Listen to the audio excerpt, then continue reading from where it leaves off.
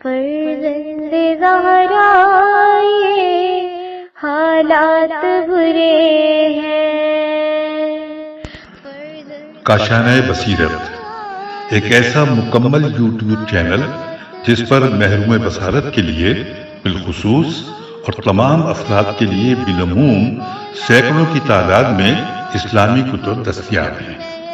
لہذا گزارش ہے کہ آپ اپنی ذمہ داری نبھاتے ہوئے کاشانۂ بصیرت کو سبسکرائب کرنے کے ساتھ ساتھ بیل آئیکن کو پریس کیجئے تاکہ آپ علم کے حصول کے ساتھ ساتھ مذہب اہل بیت کی اشاعت میں بھی اہم کردار ادا کرتے رہیں۔ کاشانۂ بصیرت، کاشانۂ بصیرت، کاشانۂ بصیرت۔ فرزند زہرا یہ حالات برے ہیں۔ بسم اللہ الرحمن الرحیم۔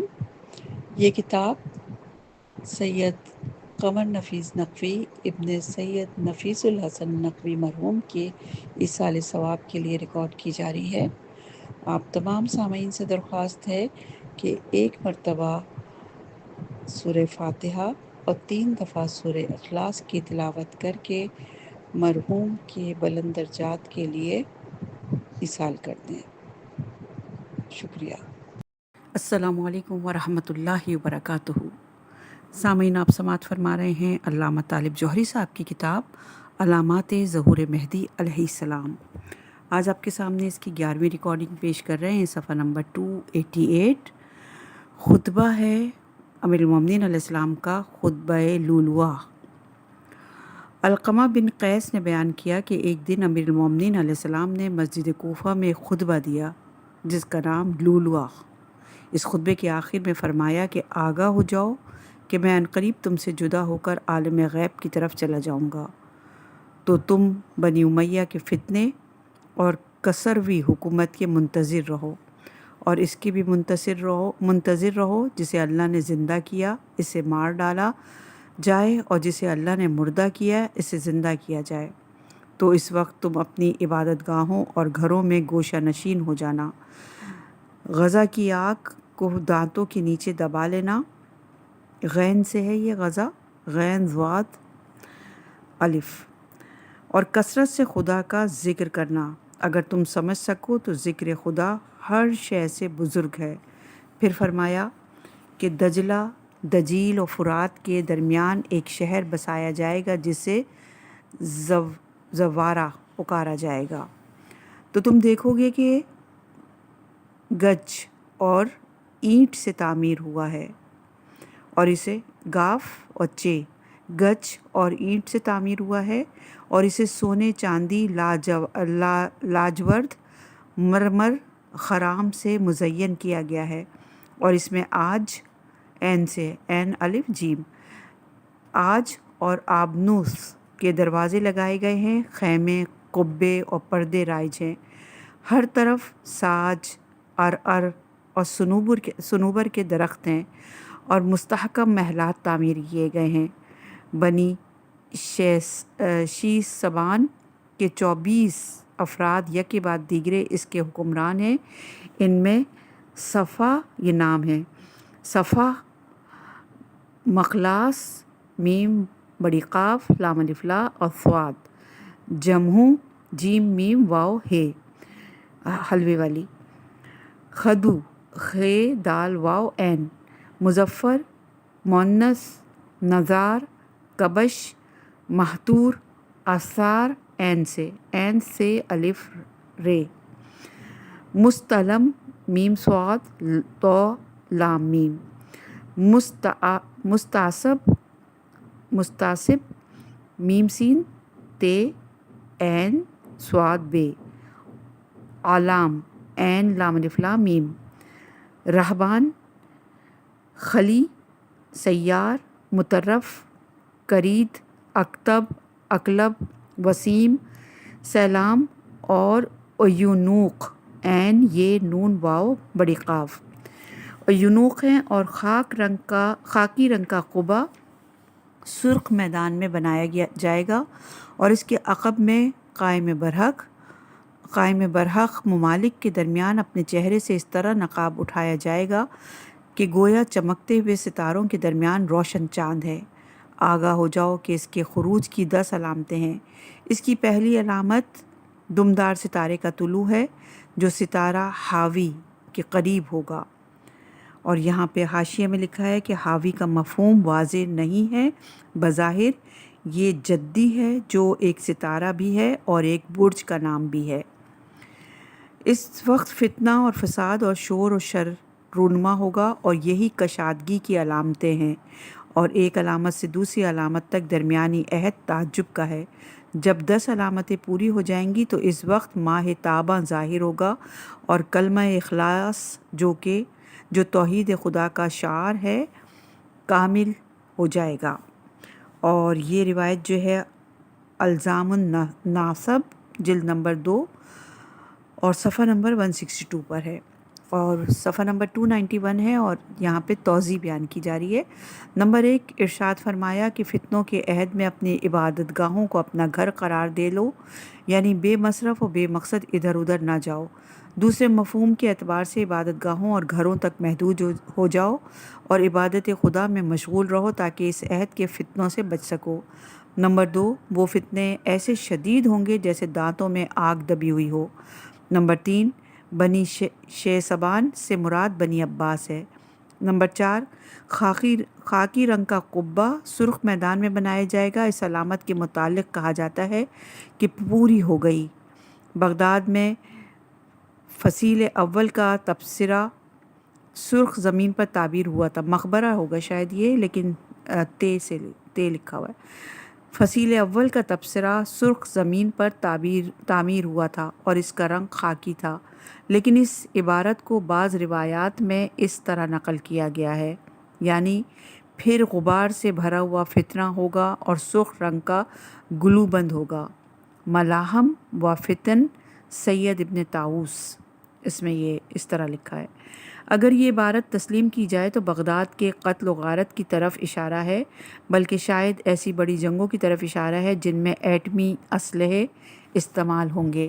نمبر 5، دمدار ستارے کا طلوع ماضی میں بکثرت ہوتا رہا ہے اور اب بھی وقتاً فوقتاً ایسے ستارے طلوع ہوتے رہتے ہیں، لہٰذا یہ معلوم کرنا کہ امیر المومنین کا بیان کردہ ستارہ کون سا ہے مشکل امر ہے۔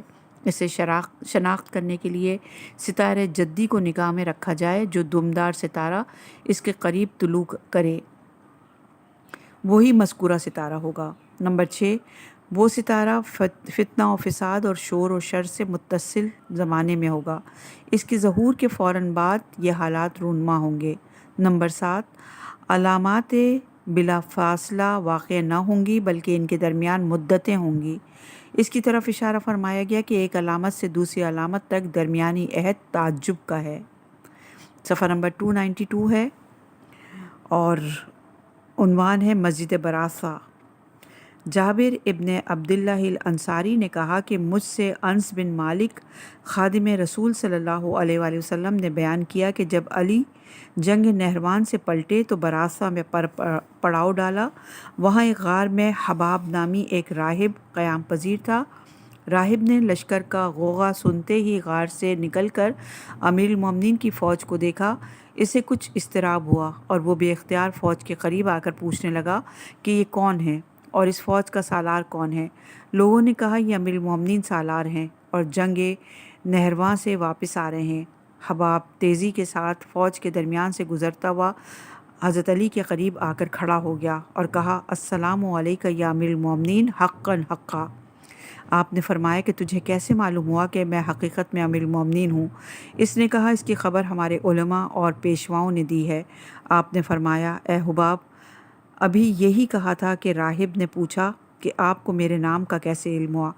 آپ نے فرمایا مجھے میرے رسول صلی اللہ علیہ وآلہ وسلم نے بتایا تھا۔ حباب نے کہا آپ بیعت کے لیے ہاتھ بڑھائیں، میں گواہی دیتا ہوں کہ اللہ کے علاوہ کوئی معبود نہیں ہے اور محمد صلی اللہ علیہ وآلہ وسلم اللہ کے رسول ہیں، اور آپ علی ابن ابی طالب رسول اللہ صلی اللہ علیہ وآلہ وسلم کے وصی و جانشین ہیں۔ آپ علیہ السلام نے پوچھا تیرا مسکن کہاں ہے؟ کہا یہاں ایک غار میں رہتا ہوں۔ فرمایا کہ آج کے بعد غار میں نہ رہ بلکہ یہاں پر ایک مسجد تعمیر کر اور اس کا نام اس کے بانی کے نام پر رکھ۔ براسا نامی ایک شخص نے مسجد کی بنا کی اور اسی کے نام سے مسجد مشہور ہوئی۔ پھر علی علیہ السلام نے پوچھا کہ جناب تو پانی کہاں سے پیتا ہے؟ کہا دجلہ سے لاتا ہوں۔ کہا اپنے لیے کوئی چشمہ یا کنواں کیوں نہیں کھود لیتا؟ عرض کی کہ جب بھی کنواں کھودا گیا تو شور یعنی ویسا نمکین پانی نکلا۔ فرمایا کہ اسی مقام پر کنواں کھود، جب کنواں کھودا گیا تو ایک چٹان برآمد ہوئی جسے اکھاڑنا ممکن نہ ہوا۔ خود علیہ السلام نے وہ چٹان اکھاڑی تو اس کے نیچے سے انتہائی میٹھا اور ٹھنڈا پانی برآمد ہوا۔ اس وقت آپ علیہ السلام نے فرمایا کہ اے حباب، جلد ہی تیری مسجد کے پہلو میں ایک شہر بسایا جائے گا جس میں جابر افراد کی کثرت ہوگی، وہاں بلائے عظیم ہوگی، یہاں تک کہ ہر شب جمعہ میں 70,000 زنا کاریاں ہوں گی اور اس مسجد کا راستہ بند کر دیں گی۔ جو شخص بھی اس مسجد کو منہدم کرے گا وہ کافر ہوگا۔ پھر اس مسجد کی دوبارہ تعمیر ہوگی۔ جب وہ مسجد کو منہدم کریں گے تو 3 سال تک حج سے روکیں گے۔ اس وقت ان کی کھیتیاں جل جائیں گی اور اللہ ان پر صف یہاں پر عراق کے ایک علاقے کا نام ہے، صف میں سے سین فے اور حلوے والی ہے، صف میں سے ایک شخص کو مسلط کرے گا۔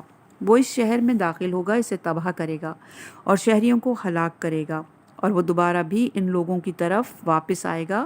اس وقت یہ لوگ 3 سال تک قحط اور مہنگائی میں مبتلا رہیں گے اور مزید سختیاں جھیلیں گے، اور وہ شخص پھر ان لوگوں کی طرف آئے گا۔ اس کے بعد وہ بصرہ میں داخل ہوگا۔ وہ جس گھر کو دیکھے گا اسے تباہ کر دے گا اور اس کے ساکنوں کو ہلاک کر دے گا، اور یہ اس وقت ہوگا جب کھنڈر تعمیر ہو جائے اور وہاں جامع مسجد تعمیر ہو جائے۔ اس وقت بصرہ تباہ ہو جائے گا اور پھر حجاج، غالباً یہ جملہ راوی کی طرف سے اضافہ ہے، حجاج کی بنا کردہ شہر وسط میں داخل ہوگا اور بصرہ جیسا سلوک کرے گا۔ اہل بغداد بھاگ کر کوفے میں پناہ لیں گے۔ اس وقت اہل کوفہ اس سے ہراساں نہیں ہوں گے۔ پھر وہ خود اور وہ لوگ جنہیں بغداد لایا ہوگا یہ مل کر میری قبر کی طرف روانہ ہوں گے تاکہ اسے کھود ڈالیں۔ اس وقت سفیانی ان کے مقابل آ جائے گا اور جنگ کے بعد انہیں شکست دے کر قتل کر دے گا۔ پھر کوفے کی طرف ایک فوج بھیجے گا تو وہاں کے کچھ لوگ اس کی اطاعت کر لیں گے۔ پھر اہل کوفہ سے ایک شخص سفیانی کے مقابلے میں اٹھے گا۔ سفیانی اسے گرفتار کر کے فصیل شہر کے اندر قید کر دے گا۔ جو اس پناہ گاہ میں جائے گا اسے امان مل جائے گی۔ پھر سفیانی کا لشکر کوفے میں داخل ہوگا اور قتل عام کرے گا، کسی کو باقی نہیں چھوڑے گا۔ اگر ان میں سے کوئی شخص بڑے درے کے ساتھ بھی گزرے گا تو وہ اسے چھوڑ دے گا، اور اگر چھوٹے بچے کو دیکھے گا تو قتل کر دے گا۔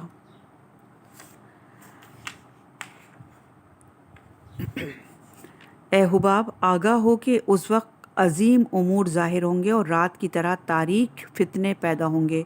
اے حباب، جو میں کہہ رہا ہوں اسے یاد رکھو۔ یہ روایت مجلسی نے اس روایت کو نقل کرنے کے بعد تحریر فرمایا کہ جس نسخے سے اسے نقل کیا ہے وہ ناقص اور سقیم تھا، جیسا اس میں تحریر تھا ویسا ہی نقل کیا گیا ہے۔ صفحہ نمبر 298 ہے اور یہاں پر توضیح بیان کی گئی ہے۔ نمبر 1، کتاب الفتن میں سلیل ابن احمد بن عیسیٰ بن شیخ الحائی نے عبداللہ بن عمر سے روایت کی ہے کہ ایک رات منافقین نے مدینہ کی ایک مسجد کو منہدم کر دیا۔ جب اصحاب رسول کو اطلاع ملی تو انہیں یہ عمل بہت ناگوار گزرا۔ اس موقع پر رسول اکرم صلی اللہ علیہ وآلہ وسلم نے ارشاد فرمایا، اس کام کو اتنا بڑا نہ سمجھو، اس لیے کہ یہ مسجد تعمیر ہو جائے گی، لیکن جب مسجد براسا منہدم ہوگی تو حج ممنوع ہو جائے گا۔ آپ سے پوچھا گیا کہ مسجد براسا کہاں ہے؟ تو آپ نے جواب دیا کہ عراق کے شہر بغداد کے مغربی علاقے میں ہے۔ اس میں 70 انبیاء اور اوصیاء نے نماز پڑھی ہے، اور آخری شخص جو نماز پڑھے گا وہ یہ ہے۔ آپ نے ہاتھ سے حضرت مولا علی ابن ابی طالب کی طرف اشارہ کیا۔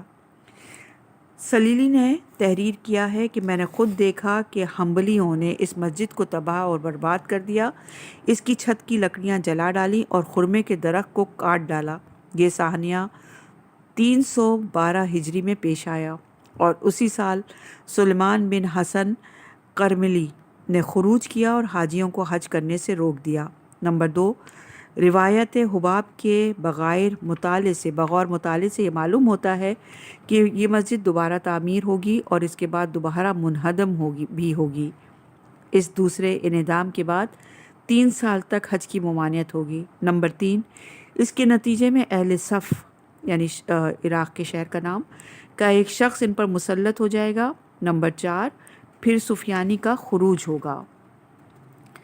صفحہ نمبر 300 ہے اور عنوان ہے کوفہ۔ امام جعفر صادق علیہ السلام نے ارشاد فرمایا کہ جب مسجد کوفہ کی وہ دیوار گر جائے جو عبداللہ ابن مسعود کے گھر کی طرف ہے تو اس وقت وہاں کے بادشاہ کو زوال ہوگا اور اس کے زوال سے قریب قائم علیہ السلام کا خروج ہوگا۔ امام صادق علیہ السلام نے یہ روایت جو ہے الزام النساب جلد نمبر 2 صفحہ نمبر 144 پر ہے۔ امام صادق علیہ السلام نے فرمایا کہ تمہاری مسجد یعنی مسجد کوفہ کے پاس بنی فلاں کا ایک بڑا حادثہ یوم عرب کے موقع پر ہوگا، جس میں باب الفیل سے صابون فروشوں کے بازار تک 4000 آدمی قتل ہوں گے، تو تم اس دن اس راستے سے پرہیز کرنا اور وہ شخص بہتر رہے گا جو محلہ انصار کا راستہ اختیار کرے گا۔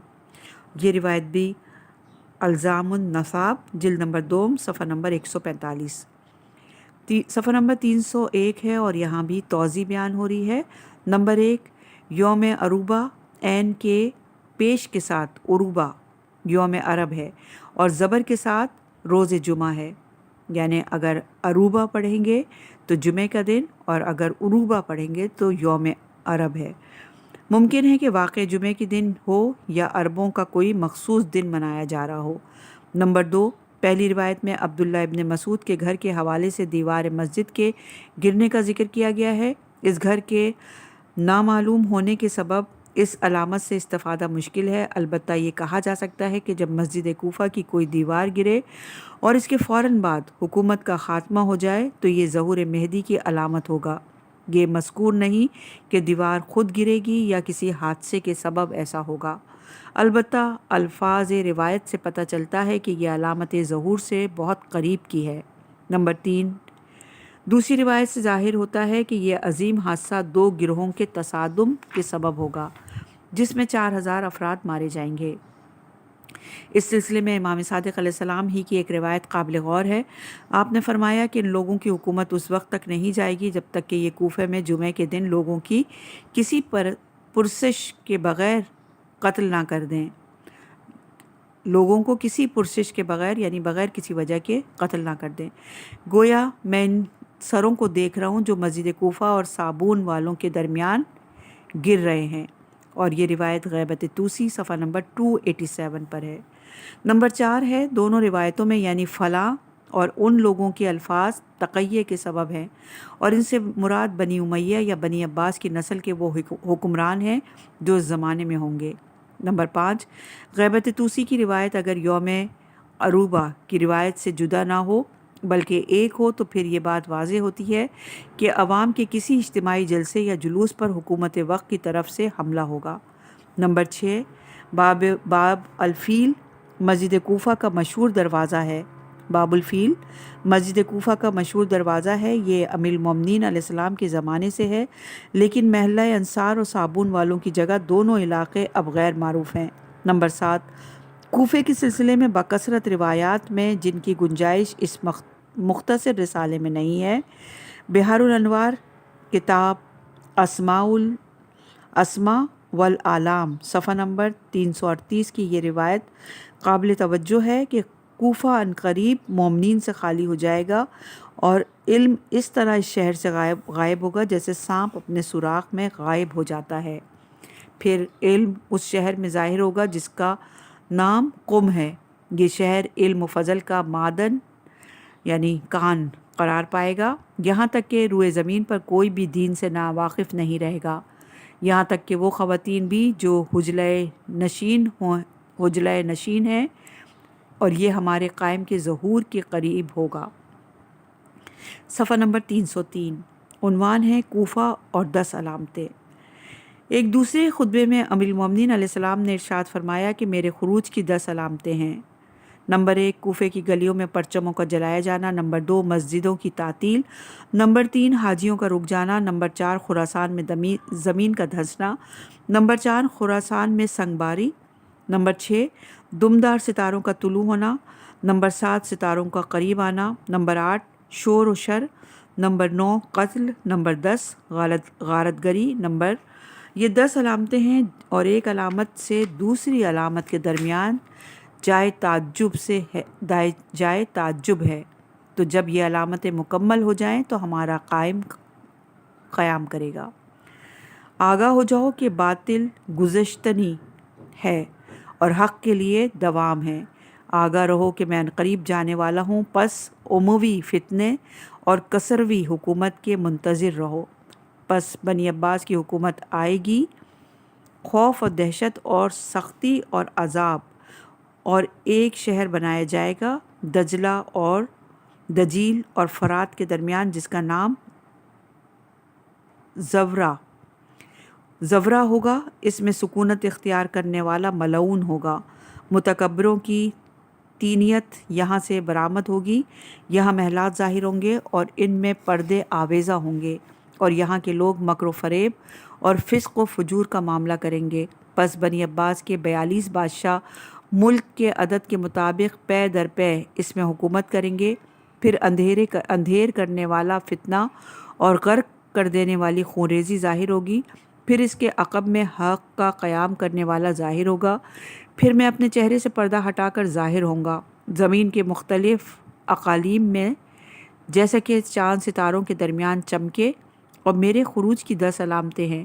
ان کی پہلی علامت کوفے کی گلیوں میں پرچموں کا جلایا جانا، مسجدوں کی تعطیل اور حاجیوں کا منقطع ہونا، اور خراسان میں زمین کا دھنسنا، خراسان میں سنگ باری، دمدار ستارے کا طلوع اور ستاروں کا اختران، اور شور و شر اور قتل و غارت گری۔ پس یہ 10 علامتیں ہیں اور ایک علامت سے دوسری علامت تک تعجب ہی تعجب ہے۔ تو جب یہ علامتیں مکمل ہو جائیں تو ہمارا قیام کرے گا۔ یہ روایت الشیعہ والراجیہ جلد نمبر 1 صفحہ نمبر 147 پر ہے۔ صفحہ نمبر 306 ہے، اور یہاں پر بھی اس پورے خطبے کی توضیح ہے۔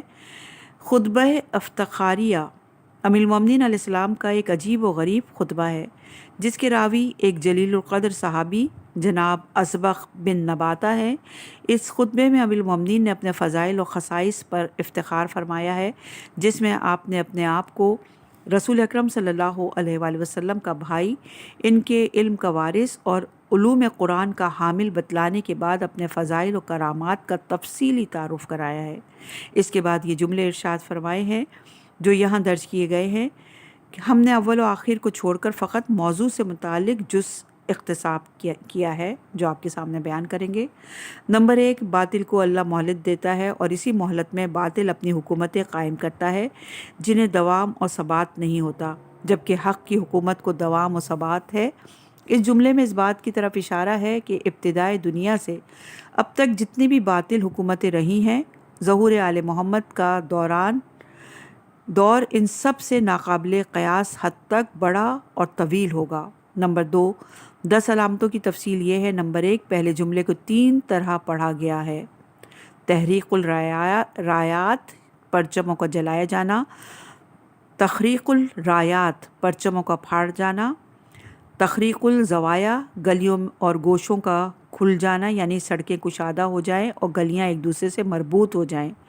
کوفے کی موجودہ صورتحال گلیاں ویسی ہی ہیں جیسا کہ اوپر ہم نے بیان کیا، لہٰذا یہ مراد نہیں ہو سکتا، البتہ پہلے اور دوسرے احتمالات درست محسوس ہوتے ہیں، اور دوسری روایات سے بھی ان کی تائید ہوتی ہے، جن میں کہا گیا ہے کہ کوفے میں مختلف پرچم لہرائے جائیں گے جس کے سبب لوگ قتل ہوں گے اور قاتل و مقتول دونوں جہنمی ہوں گے، جیسا کہ روایت اسبغ میں تذکرہ آیا۔ نمبر 2 کسی اہم حادثے کی بنیاد پر احتجاج کے طور پر جماعت نہیں ہوگی اور مسجدیں بند رہیں گی۔ غالباً یہ صورتحال کوفہ اور نجف میں ہوگی۔ نمبر 3، اس سال حج بند ہو جائے گا۔ یہ وضاحت نہیں ہے کہ صرف عراق والوں کے لیے بند ہوگا یا ساری دنیا کے لیے۔ نمبر 4، خراسان میں زمین کا دھس جانا زلزلہ کے سبب سے متوقع ہے یا ممکن ہے کوئی اور صورت۔ نمبر 5، خراسان کی سنگباری بمباری بھی ہو سکتی ہے اور اولوں کی بارش بھی۔ نمبر 6، کوئی مخصوص دمدار ستارہ طلوع کرے گا، غالباً اس کا ذکر خطبہ لولوا میں بھی ہے۔ نمبر 7، بعض اہم ستاروں کا اختران ہوگا۔ نمبر 8، شور و شر۔ نمبر 9، قتل۔ نمبر 10، غارت گری۔ صفحہ نمبر 308۔ حجاز نجف۔ علی علیہ السلام نے فرمایا کہ جب تمہارے حجاز میں آگ پیدا ہو جائے اور تمہارے نجف میں پانی جاری ہو جائے تو اس وقت اس کی ظہور کی توقع کرو۔ اور یہ روایت الزام النصاب جلد نمبر 2 صفحہ نمبر 125۔ صفحہ نمبر 309، عنوان ہے نجف، بغداد، حجاز۔ امام زین العابدین علیہ السلام نے فرمایا کہ جب تمہارا نجف سیلاب و بارش سے بھر جائے، جب حجاز اور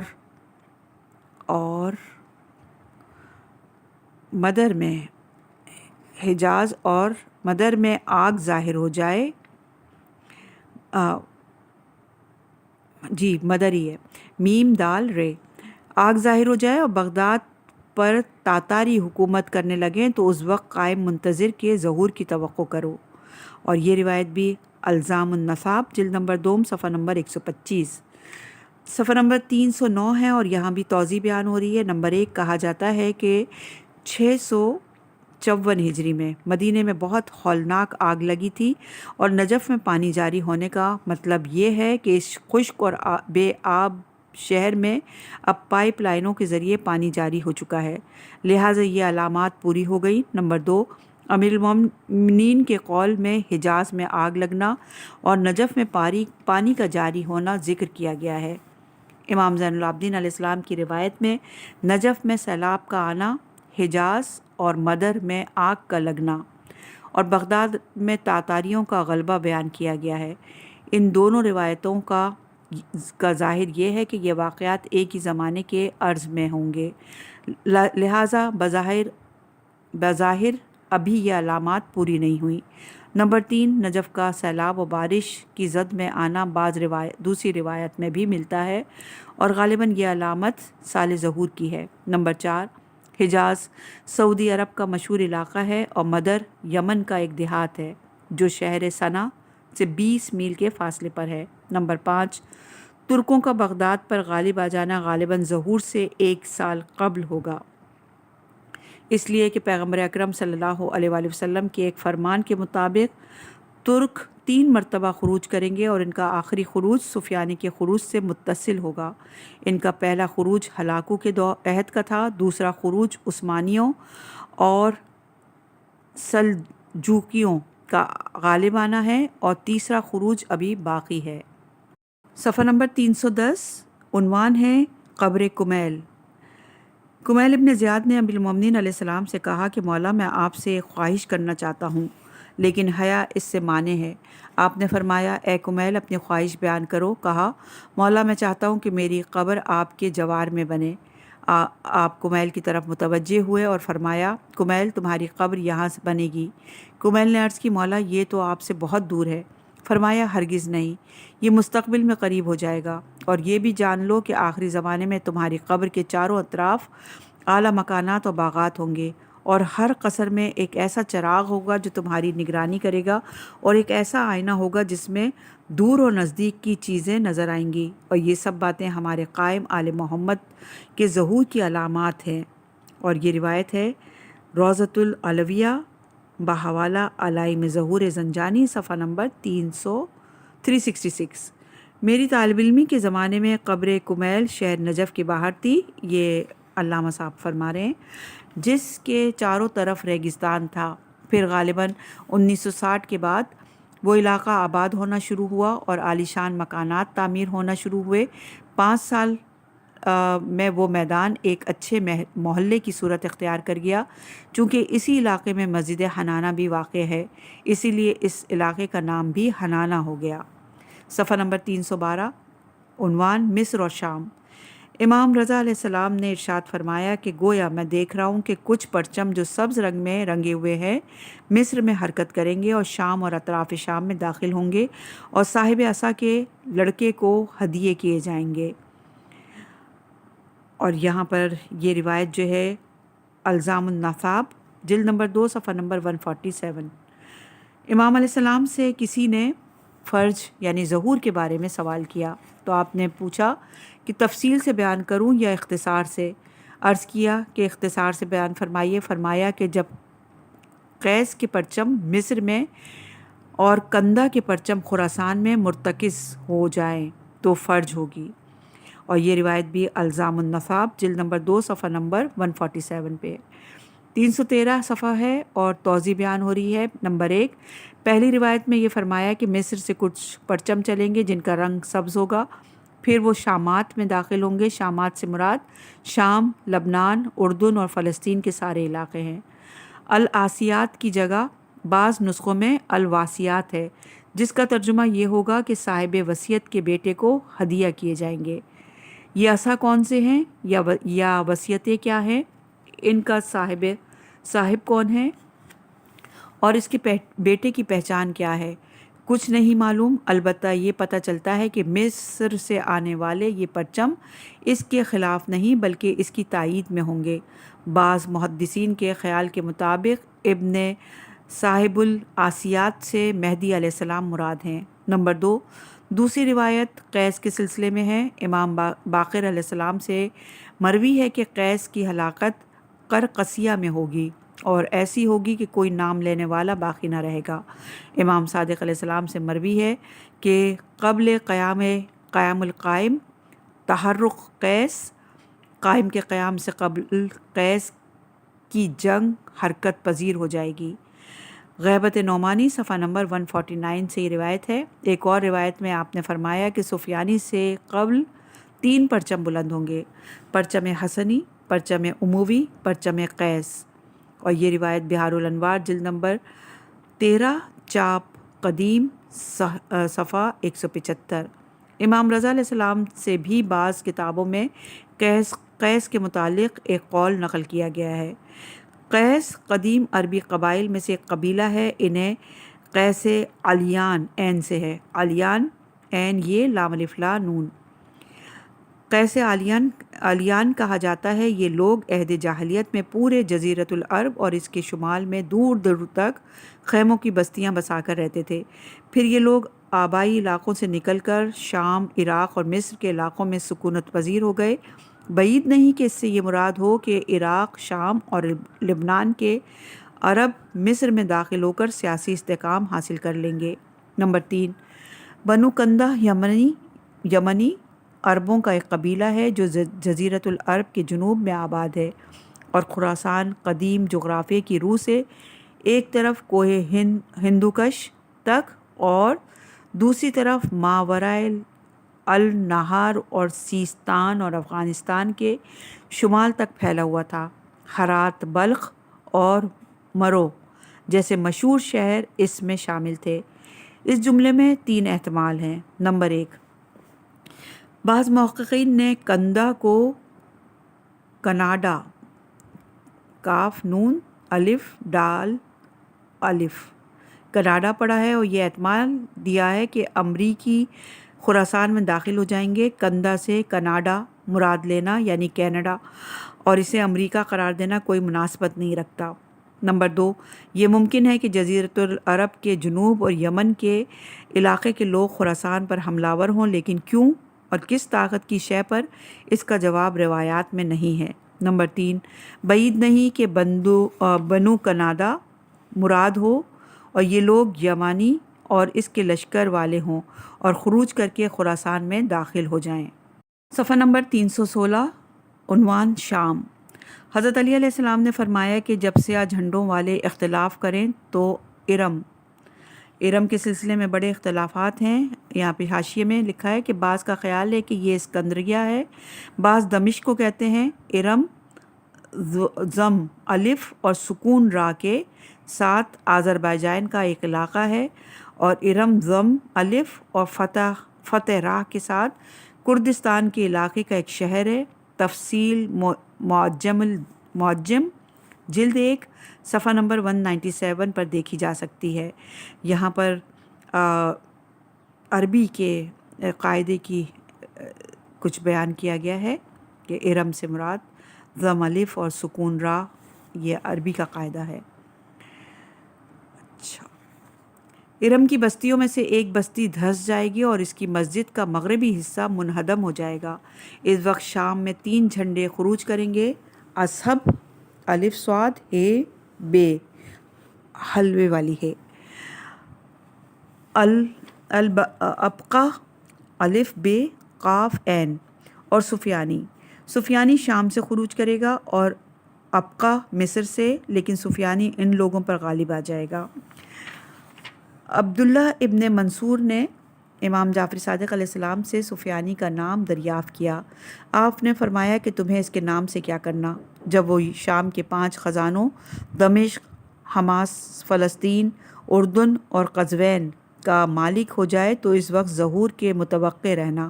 راوی کہتا ہے کہ میں نے پوچھا کہ وہ 9 ماہ حکومت کرے گا؟ فرمایا نہیں، بلکہ پورے 8 ماہ حکومت کرے گا، جس میں ایک دن بھی زیادہ نہیں ہوگا. صفحہ نمبر 317 ہے اور یہاں بھی شام لکھا ہے.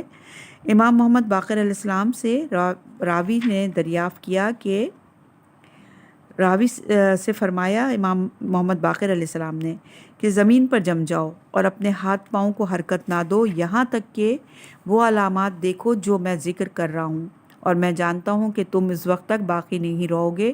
بنی عباس کا اختلاف، آسمان سے منادی کی ندا، تمہارے پاس دمشق کی طرف سے فتح کی آواز کا آنا، شام کی بستیوں میں سے ایک کا دھنس جانا جس کا نام جابیہ ہے، ترک کا جزیرے میں اور روم کا رملہ میں وارد ہونا، اس وقت ساری دنیا میں شدید اختلافات ظاہر ہونا یہاں تک کہ شام تباہ ہو جائے، اور اس کی تباہی کا سبب 3 جھنڈے ہوں گے.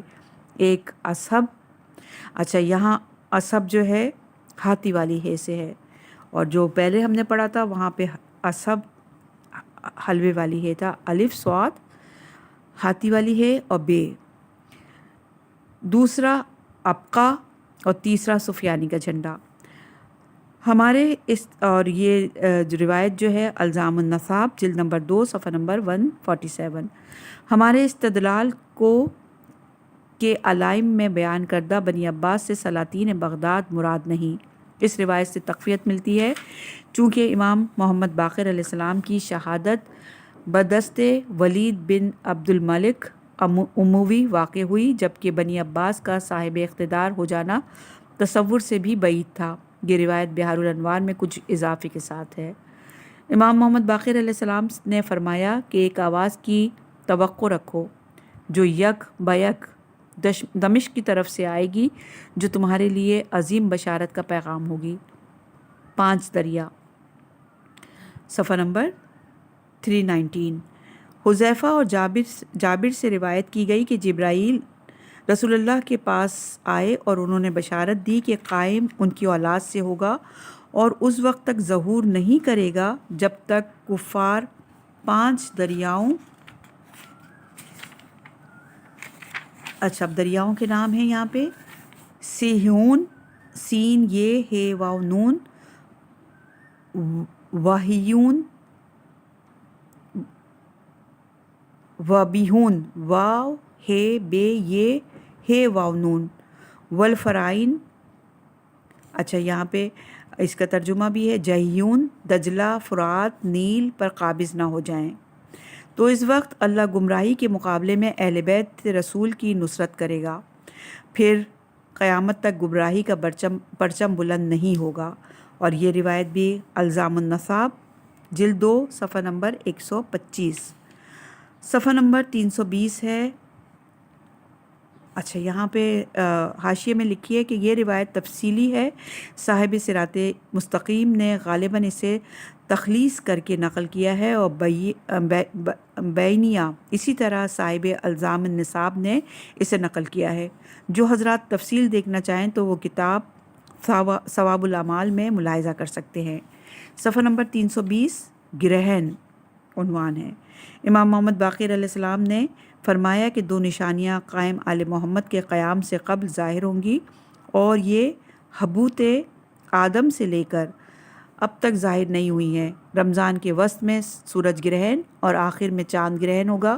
کسی شخص نے کہا کہ فرزند رسول سورج گرہن آخر ماہ میں، چاند گرہن وسط ماہ میں ہوا کرتا ہے۔ آپ نے فرمایا کہ تم جو کہہ رہے ہو وہ میں بھی جانتا ہوں، لیکن یہ 2 نشانیاں ایسی ہیں جو حبوط آدم سے اب تک نہیں ہوئی، یعنی جب سے حضرت آدم علیہ السلام پیدا ہوئے ہیں۔ والد سے روایت ہے کہ امام محمد باقر علیہ السلام نے فرمایا کہ اس امر ظہور سے قبل 2 نشانیاں ہیں۔ 25 تاریخ کو چاند گرہن ہوگا اور 15 تاریخ کو سورج گرہن ہوگا، اور یہ دونوں نشانیاں حبوط آدم سے اب تک ظاہر نہیں ہوئیں۔ اس وقت اہل نجوم کا حساب ساقط ہو جائے گا۔ صفحہ نمبر 322 عنوان ہے جمادی الثانی اور رجب۔ عوامل میں امام جعفر صادق علیہ السلام سے روایت ہے کہ جب قیام قائم کا وقت آ جائے گا تو پورے جمادی ثانیہ اور رجب کے 10 دنوں میں ایسی بارش ہوگی جو لوگوں نے پہلے نہ دیکھی ہوگی۔ اس سے مومنین کے گوشت اور جسم ان کی قبروں سے نمو پائیں گے، اور گویا کہ میں انہیں دیکھ رہا ہوں کہ وہ جہنیہ کی طرف آ رہے ہیں اور اپنے سروں سے مٹی کو صاف کر رہے ہیں۔ یہ روایت بھی الزام النصاب جلد نمبر 2 صفحہ نمبر 125 پر ہے۔ صفحہ نمبر 323 ہے، عنوان ہے سفر مہینہ یعنی سواد سے۔ عبداللہ ابن بشار کی کتاب میں امام حسین علیہ السلام سے منقول ہے کہ جب اللہ تبارک و تعالیٰ قائم کا ظہور کا ارادہ فرمائے گا تو اس زمانے میں ماہ سفر سے ماہ سفر تک جنگ ہوگی، اور وہی خروج مہدی کا زمانہ ہوگا۔ یہ روایت بھی الزام النصاب جلد نمبر 2 صفحہ نمبر 125 پر ہے۔ یہاں پر باب کا اختتام ہو رہا ہے کہ انشاءاللہ کہ اگلے باب میں کسی نئی روایت کے ساتھ دوبارہ حاضر ہوں گے۔